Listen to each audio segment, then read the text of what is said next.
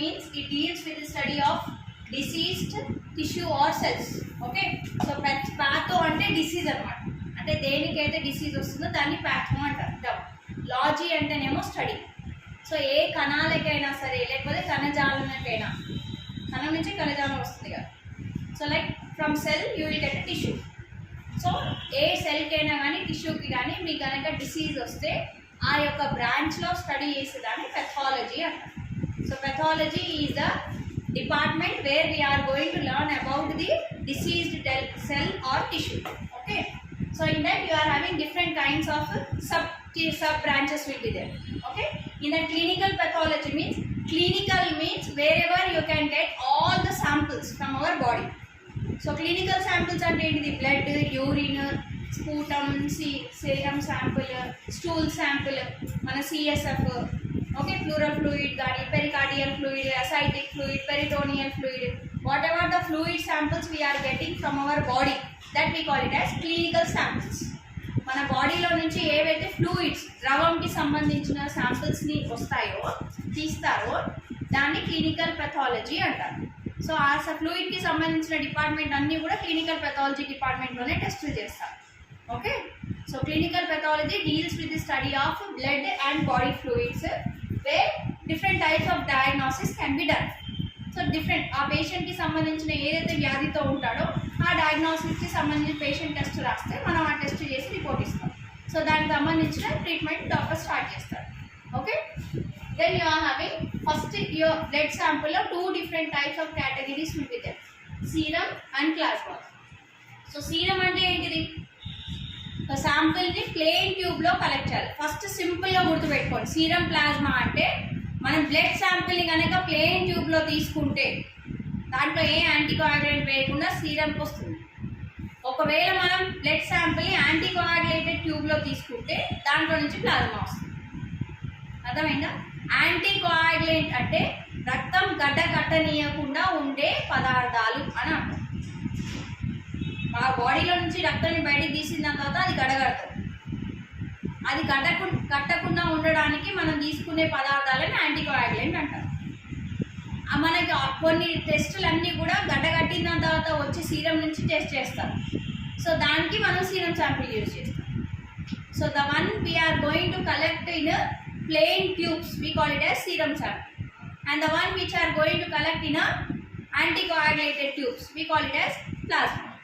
So when we're going to collect in plain tubes let it dry, కొంచెం clot అయిన తర్వాత then we're going to do centrifugation. So centrifuge చేసిన తర్వాత పై భాగం మీకు సీరం వస్తుంది. ఓకే, అండ్ ఇక్కడ ప్లాస్మాని మీరు సెంట్రిఫ్యూజ్ యాంటీకోయాగులెంట్ ట్యూబ్ని సెంట్రిఫ్యూజ్ చేస్తే పై భాగాన్ని ప్లాస్మా అంటారు. Got it? Serum and plasma differences. So in the sample collection field first as a technician this is a primary subject you are going to learn about serum or plasma. If the requisition form, if the doctor has been prescribed you the serum sample or plasma sample, so you are going to collect that kind of samples only. Okay, so serum is equals to obtained by centrifugation of plain blood sample. Okay, then plasma ante centrifugation of anticoagulated blood sample. Plain tube lo తీసుకొని centrifuge చేస్తే మీకు వచ్చేది serum. Anticoagulant ట్యూబ్లో తీసుకొని centrifuge చేస్తే మీకు వచ్చేది plasma. So pathology means which deals with the study of diseased cell or tissue. ఏదైతే సెల్కి టిష్యూకి కానీ డిసీజ్ ఉంటుందో ఆ స్టడీని మనం పెథాలజీ అంటాం. ఓకే, క్లినికల్ పెథాలజీ అంటే మన బాడీలో ఉన్న అన్ని ఫ్లూయిడ్స్కి సంబంధించిన డయాగ్నోసిస్ ఎక్కడైతే మనం చేస్తామో టెస్టులు ఆ డిపార్ట్మెంట్ని క్లినికల్ పెథాలజీ అంటాం.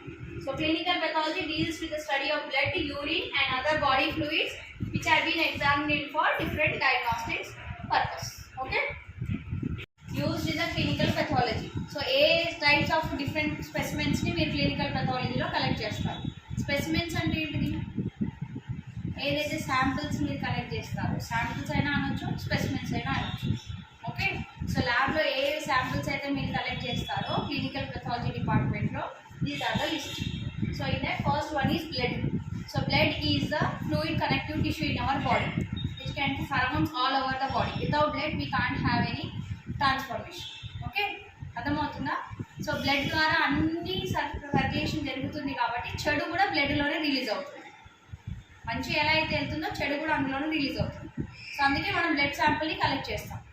Okay, so first blood sample can be examined for various diagnostic purposes as a whole blood. కొన్ని టెస్ట్లకి హోల్ బ్లడ్ కావాల్సి వస్తుంది. There is no separation of plasma or serum అని ఉండదు, కంప్లీట్ హోల్ బ్లడ్ని యూజ్ చేస్తాం. Another one is plasma. So ప్లాస్మాకి సంబంధించిన టెస్టులు ప్లాస్మా యూజ్ చేస్తాం. సీరమ్కి సంబంధించిన టెస్ట్లకి సీరమ్ శాంపుల్ యూజ్ చేస్తాం. So first sample is blood. So blood can be examined for various diagnostic purposes as a whole blood or plasma or serum sample. Okay. Second one is urine sample. All the excretory products from our body can be excreted out through urine only.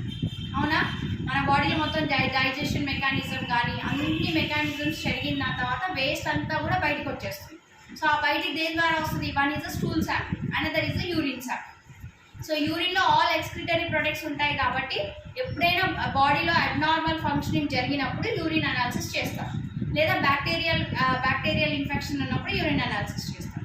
So here you are going to collect a urine sample for biochemical test, pathological test or microbiological analysis. So different departments can use urine sample as different diagnostic purposes. అర్థమవుతుందా?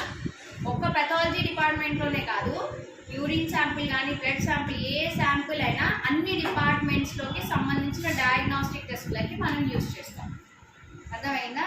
So ఆ urine అనేది ర్యాండమ్గాను collect చేయొచ్చు, దాన్ని random sample అంటారు.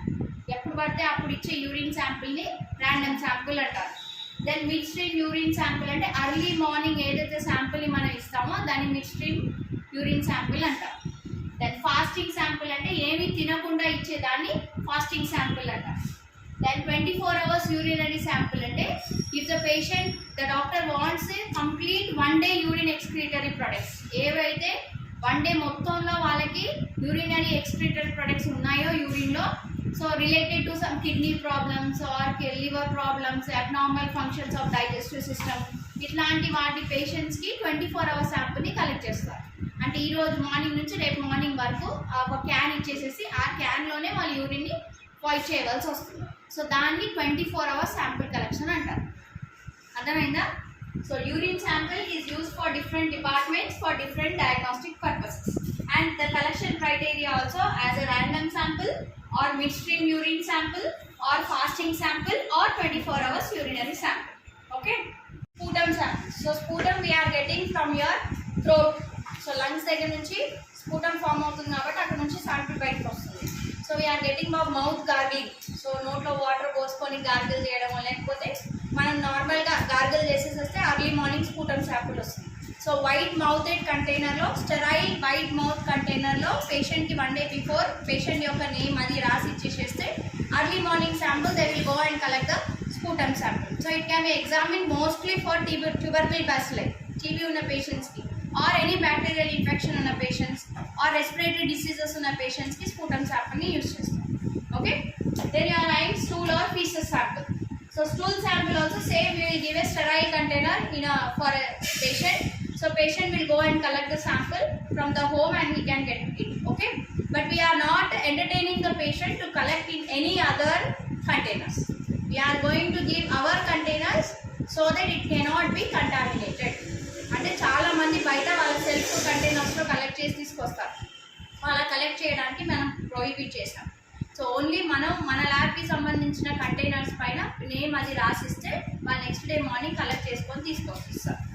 Okay, so దానికి కూడా మనం parasite ఎగ్జామినేషన్స్కి, కొన్ని వైరల్ ఇన్ఫెక్షన్స్కి కూడా స్టూల్ శాంపుల్ని యూజ్ చేస్తాం. Next you're having pus or abscesses. ఏదైనా దెబ్బ తగిలితే పస్, దాంట్లో నుంచి లిక్విడ్ బయటికి రావడం, వాటిని అన్నింటినీ కూడా cotton swabs, stick which is having a cotton, దాన్ని కాటన్ స్వాబ్ అంటారు.